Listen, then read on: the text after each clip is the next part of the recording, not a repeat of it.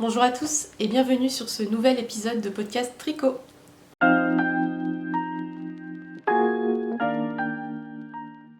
Bien bonjour à vous, j'espère que vous allez bien.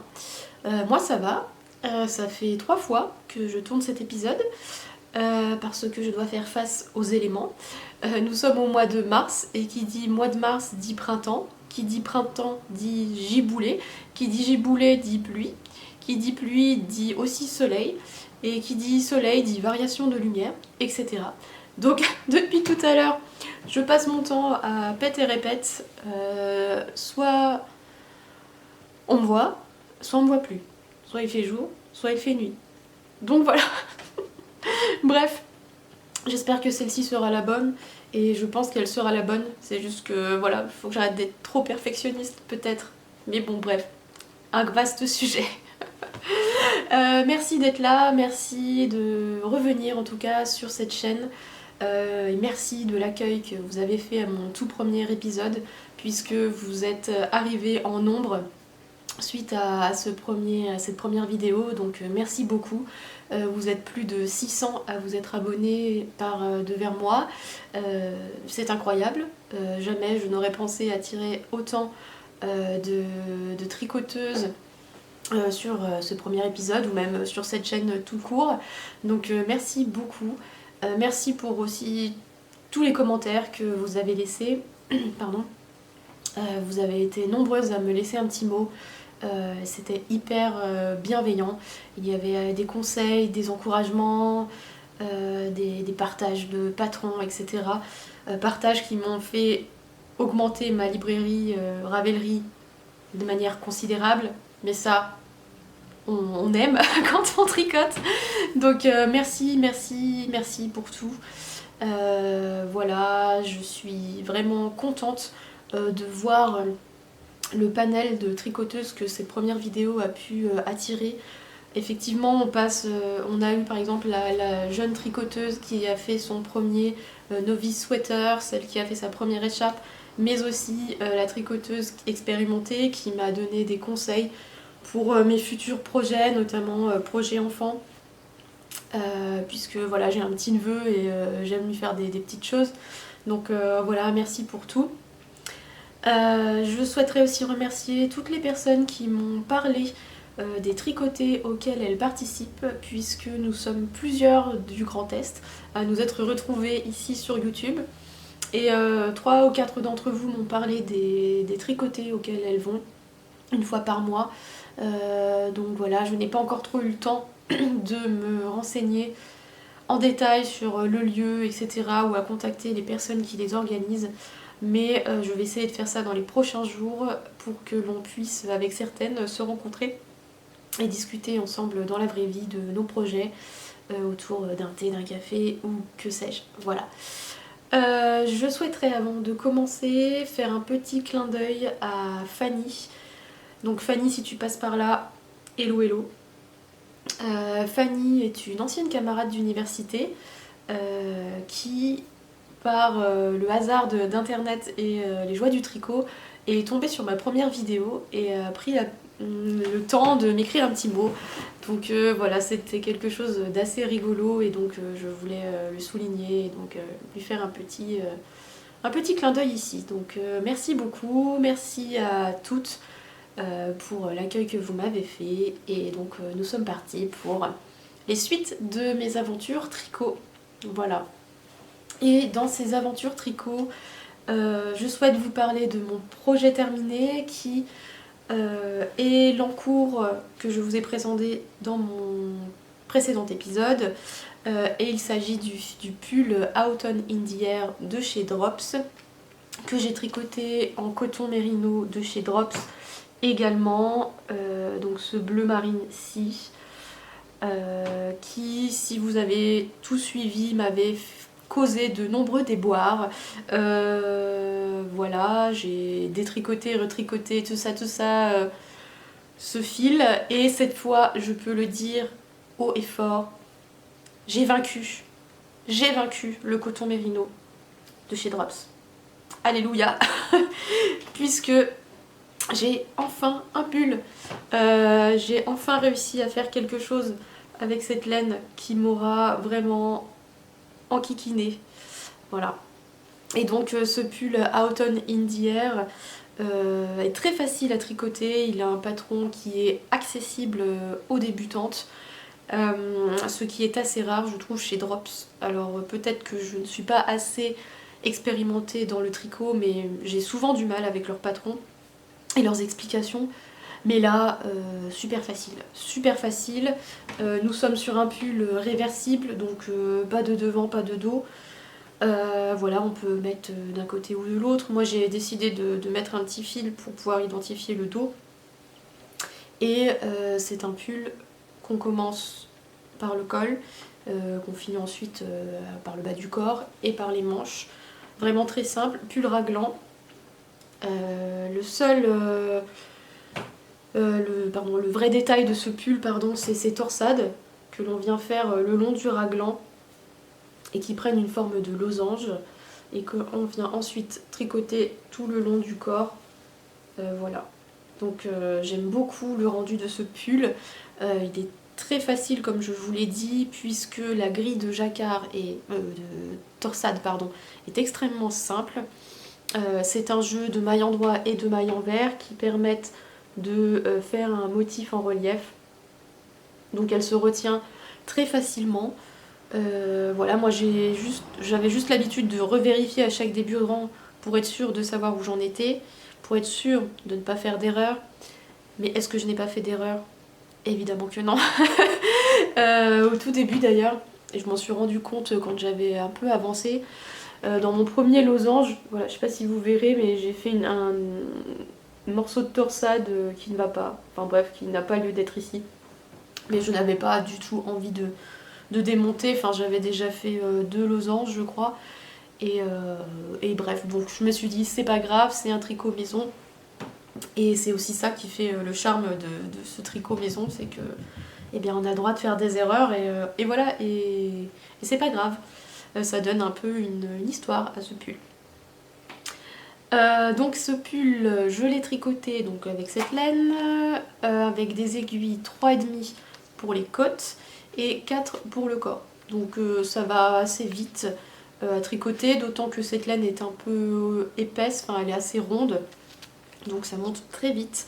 Et puis on se prend au jeu en fait des motifs en losange. On en fait un, on en fait deux, on en fait trois, etc. On fait le corps. Ce qui fait que j'ai tricoté ce pull en 3 semaines à peu près, sachant que voilà, je tricote un rang par-ci, un rang par-là, enfin 3 semaines, peut-être un mois même, pour dire vrai, un mois peut-être, bref. Voilà, j'ai utilisé, je ne sais plus, 7 pelotes et demie ou 8 pelotes et demie, je ne saurais pas vous dire. J'ai perdu la feuille sur laquelle je faisais mes notes de tricot. Donc suite à ça, j'ai décidé de faire un petit cahier tricot, voilà, pour pouvoir être plus rigoureuse dans ce que je peux vous raconter ici.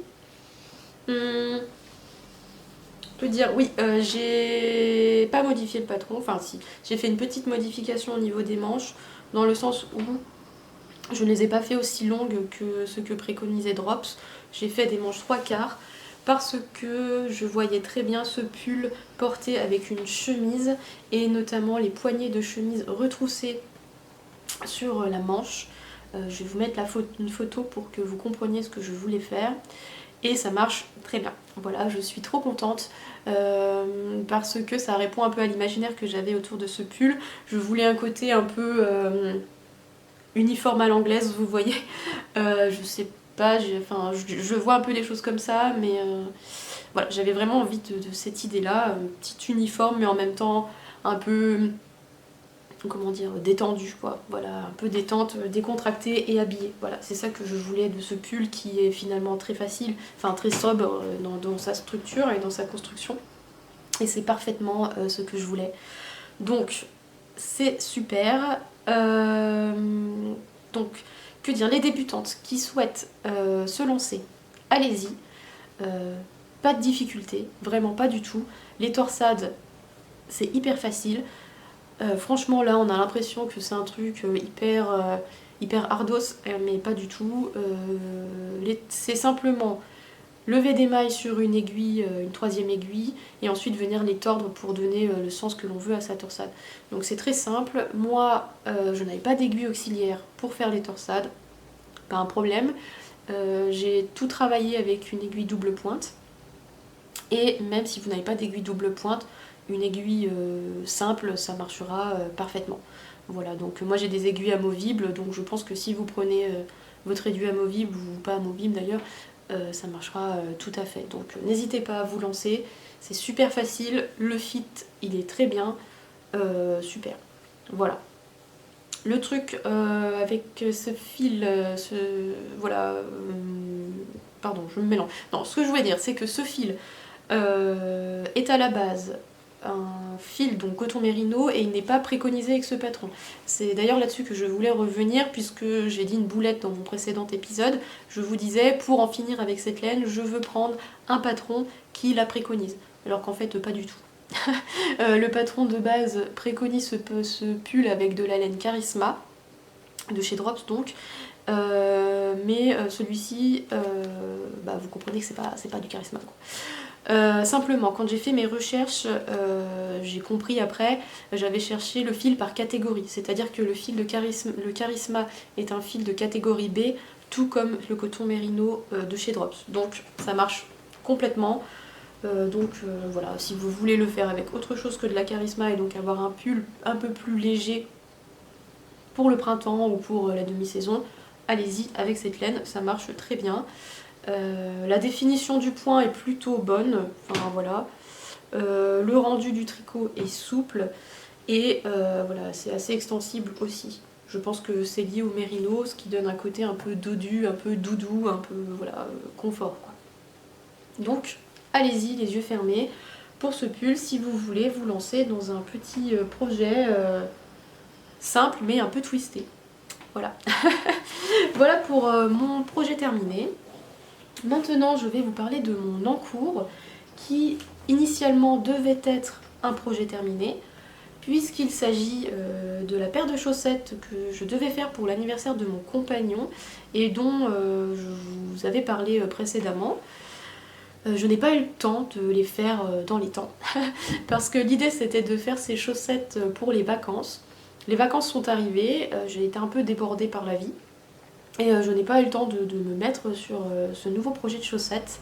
Donc je me suis dit, c'est pas grave, je vais lui offrir un écheveau de laine et peut-être me lancer sur les chaussettes pendant les vacances. Donc j'ai offert l'écheveau à mon compagnon qui n'a pas du tout compris. Il me fait, qu'est-ce que c'est que ce truc, qu'est-ce que tu veux que j'en fasse? Donc je lui ai fait, ah mais c'était futures chaussettes.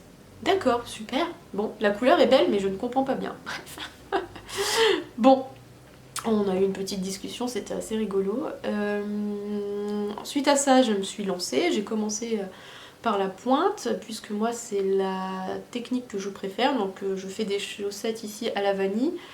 Je commence par la pointe, je déroule talons, tiges, etc. Et bref, j'ai commencé, mais j'ai pas fini du tout pendant les vacances, parce que nous avons fait des travaux dans la maison. Nous avons fait tout le plafond et tous les murs de notre cuisine, donc autant dire que la semaine y est passée, et les chaussettes ont attendu. D'autant que elles ont attendu, pas seulement à cause des travaux, mais aussi parce que, eh ben, vous allez tout de suite comprendre, ces chaussettes sont immenses. Ici vous avez la première, donc celle que j'ai terminée. Donc vous devez voir au retour caméra que cette chaussette est super grande. Mon compagnon fait du 45 et je n'avais pas réfléchi à l'entreprise avant de me lancer dans des chaussettes pour son anniversaire. 45 c'est grand, c'est très grand des chaussettes en 45. De la pointe au talon, donc de là à de là, on a 29 cm. C'est long, mais ça se fait bien, mais voilà, faut les faire quand même. Et ensuite, pour ce qui est de la tige, j'ai quasiment fait 29 cm aussi. Donc j'ai peut-être fait 26 quelque chose centimètres. Bref, donc c'est très très long, mais c'est très très beau. Voilà, comme elles sont grandes, on peut apprécier les détails et le rendu de cette laine. Donc cette laine, je vous l'avais présentée en écheveau, il s'agit de la Louise Robert pour le coloris principal, et pour le contrastant, c'est la violette de chez Yavol. de chez Lang. Voilà, la Gavol de chez Lang. Ça, c'est ce qu'il me reste après une chaussette. C'est-à-dire qu'il me reste 20 cm. 20 grammes, pardon. Donc j'ose espérer qu'il me restera la même chose pour la deuxième. Ce qui veut dire que je pourrais me faire aussi des chaussettes. Et les mêmes que celles de mon chéri. Parce que moi je fais du 36. Donc autant dire que j'aurai largement assez pour me refaire une paire de chaussettes. Donc ça sera rigolo, on pourra sortir avec nos paires. Voilà où j'en suis actuellement pour la deuxième chaussette. J'ai fait le pied, j'ai passé le talon et j'en suis à la cheville. Voilà. J'aurai très certainement fini cette deuxième chaussette pour durant ce week-end, ce qui est très bien. Puisque mon compagnon donc, pourra avoir sa paire pour le week-end prochain, pour le week-end de Pâques. Donc, je sais pas, 3 semaines après la date prévue. Oh, c'est pas grave. C'est pas grave, d'autant qu'il a déjà vu cette première chaussette et il était tellement content qu'il l'a mise toute l'après-midi. En fait, il a fait « Oh, ma chaussette, trop bien! Elle est trop belle !» Hop, il l'a enfilée, il a passé tout son après-midi avec la chaussette. Donc il avait cette chaussette et une chaussette du commerce. Voilà, c'était plutôt rigolo. Ça me faisait penser, vous savez, aux enfants quand ils ont un jouet, ils ne le lâchent plus. Là c'est pareil, il ne lâchait plus sa chaussette. Donc voilà. Et voilà, pour les infos un peu techniques, je vous en parlerai dans le prochain épisode. Puisque je les aurai terminés, ce sera je pense mon principal projet terminé. Voilà. Même si d'ailleurs je vous ai donné déjà pas mal d'infos là maintenant. Donc voici pour mon projet en cours. Maintenant je vais vous parler de mon futur projet, enfin celui que je souhaite monter. Alors je vous avais parlé des I Heart Socks de... je ne me souviens plus. Je m'en souvenais juste avant et j'ai zappé. Bref, les I Heart Socks, elles sont toujours dans mes tablettes, quoi. J'ai toujours l'ambition de les faire. Mais je voulais aussi un plus gros projet, voilà, un projet que je peux faire au long cours en fait, parce que moi j'aime bien avoir aussi des grosses pièces. Et j'ai un peu réfléchi, parce qu'en fait j'ai plusieurs idées, et j'ai un peu cherché, et j'ai jeté mon dévolu sur la Charles Blues de Johanna Gerbisch. Et j'aime beaucoup ce pull. Donc c'est un pull en col en V à 2 textures. Donc c'est un pull rayé. Il a une rayure en fingering et une rayure en mohair.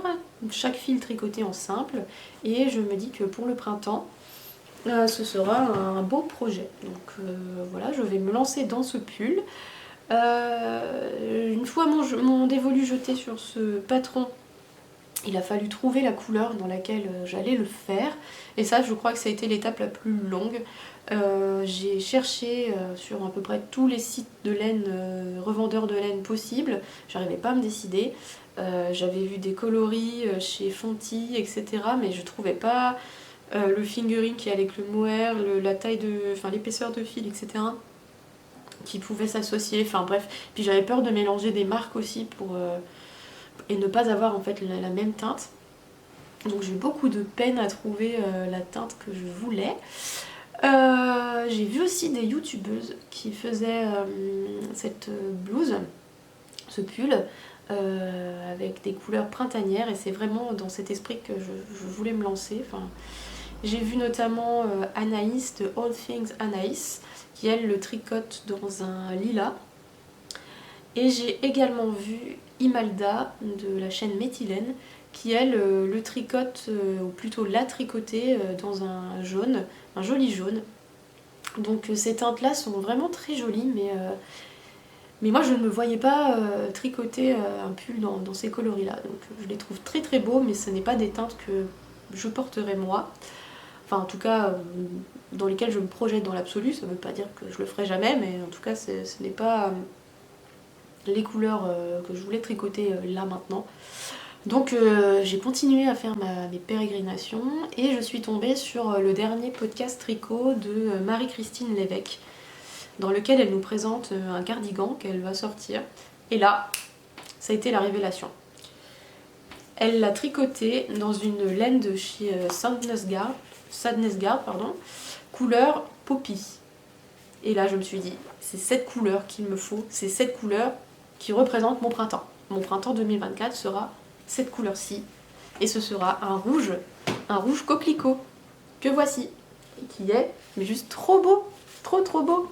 Regardez-moi ces teintes, j'espère que le focus se fait comme il faut. Regardez-moi cette couleur. Ah, moi j'adore, j'adore.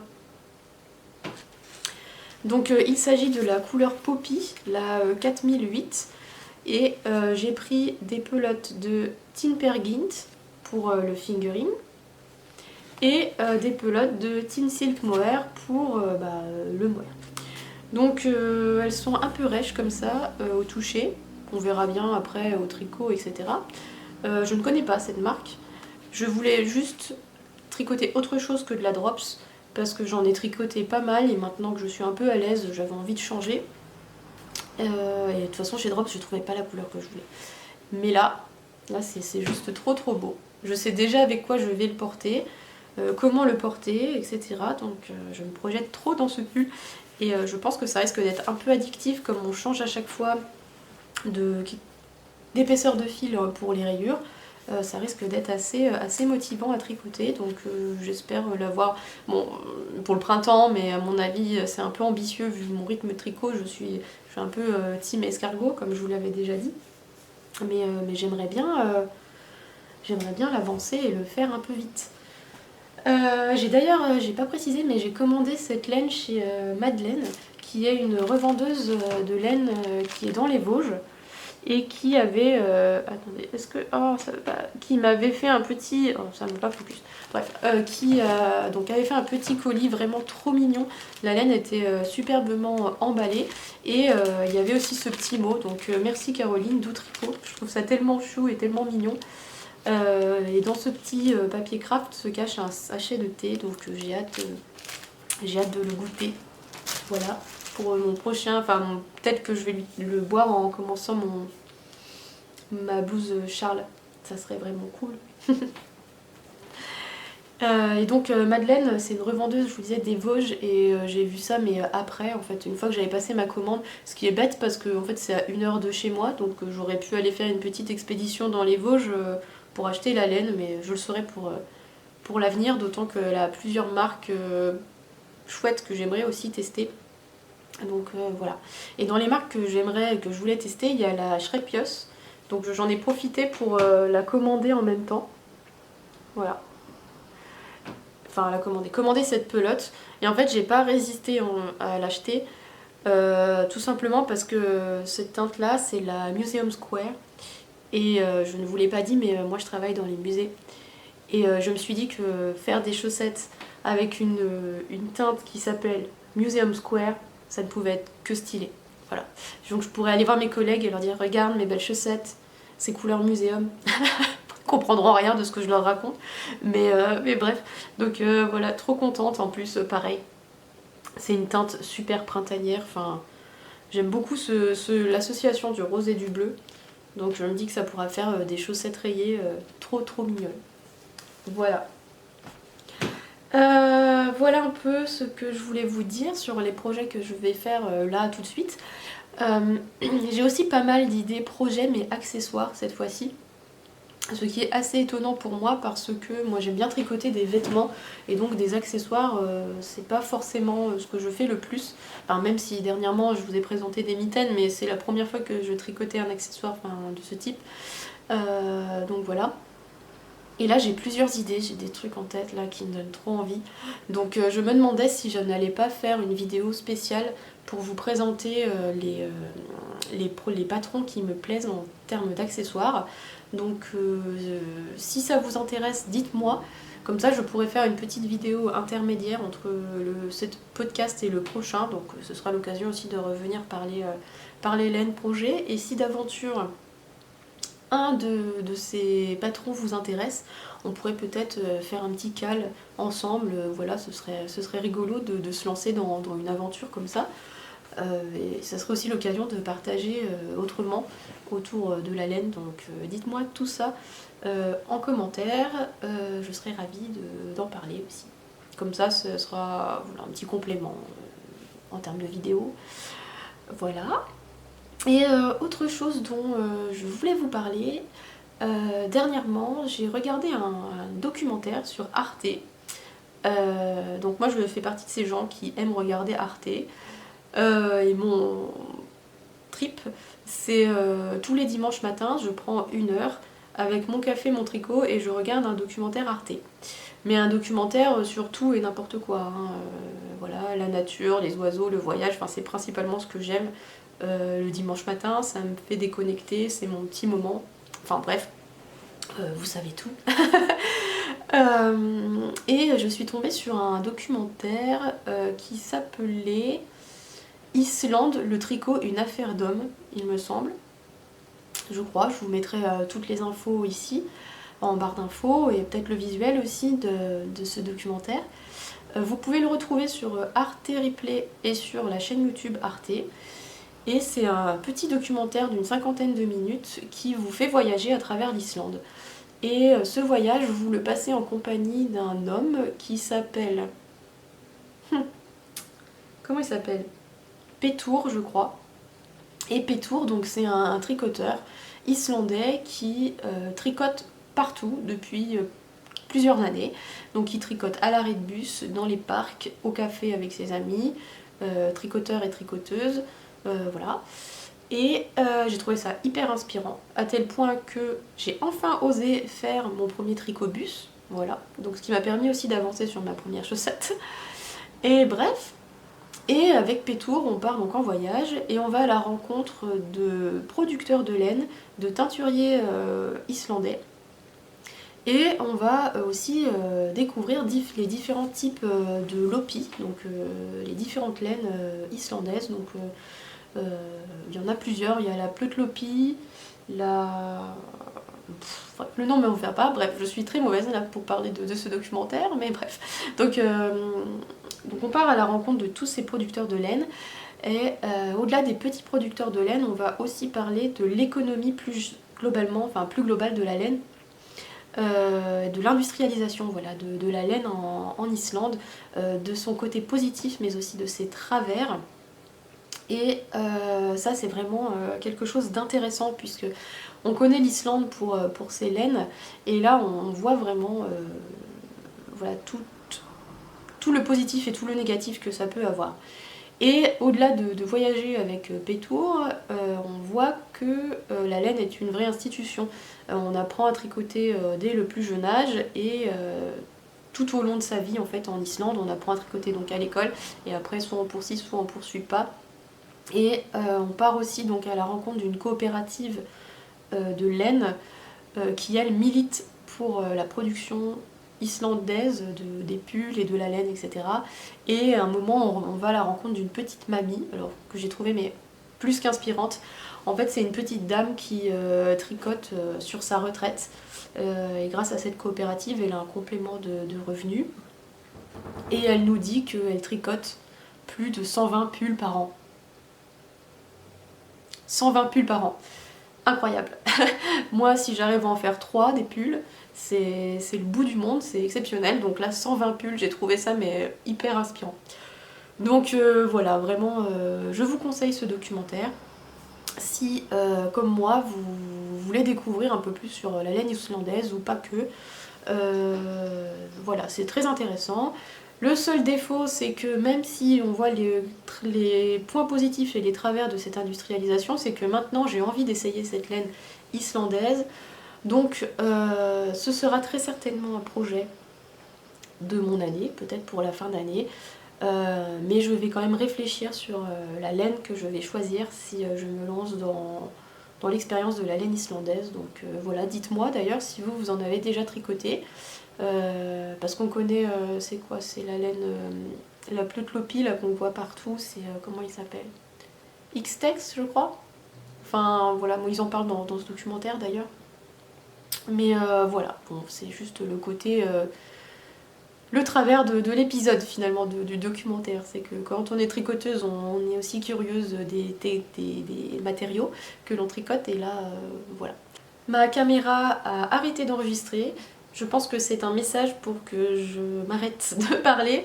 Donc je vais arrêter ce podcast ici. J'espère que vous aurez passé un bon moment en ma compagnie, que vous passez de bons moments tricot de manière générale. N'hésitez pas à me dire ce sur quoi vous travaillez actuellement ou quels sont vos autres projets. Je serai ravie de vous lire et de vous répondre par écrit suite à cet épisode. Voilà, donc je vous dis à très bientôt et bon tricot. Salut!